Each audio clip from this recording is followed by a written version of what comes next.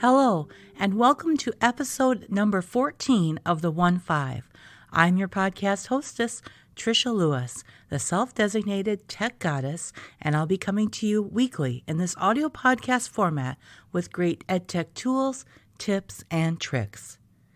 In this week's episode, I will be talking about the Noisy Book app. This is a fun app that takes a story you make up or one you read from a book and adds sound effects as you read.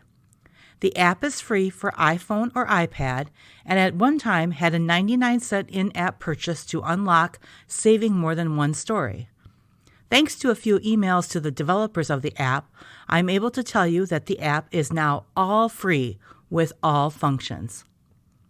When you open the app, you have to make sure to allow the use of the microphone and access to speak recognition on your device.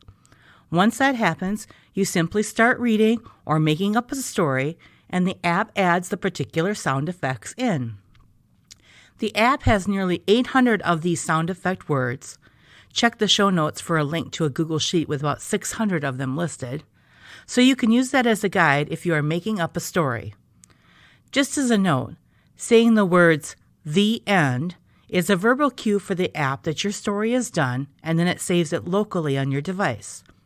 This would be a fun app for students to use in your learning environment, as there are no logins necessary, and since it saves locally, there are no cloud services involved.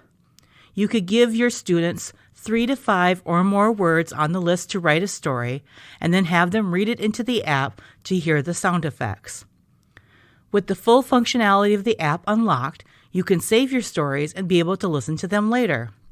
You can even save the story as a PDF and print it out if you want to. If you select the menu in the upper right-hand corner of the app, you can change the colors or fonts used when stories are saved, learn more about the app, and even access an FAQ section. Under the advanced part of the menu, there are a few options you can choose from, and you can even choose to reset everything if you want to erase all the stories on the app and just start over. All in all, this is a cute and fun app to use with young students, as it is a way to bring a little variety to a reading or writing assignment. If you have any questions about the content shared in this podcast, you are free to contact me at any time through the Contact Me section on my website, tricialouis.com. If you like this podcast, consider supporting it by going to buymeacoffee.com/TALOUIS and pledging your contribution to the 1-5. Keep in mind, the information shared on this podcast may take additional clearances from your tech department to work properly in your district, school, or classroom. I have vetted all the information shared on this podcast, and it is available and/or correct on the date the podcast is originally published. But remember that services, sites, or products can change or become unavailable without a lot of notice.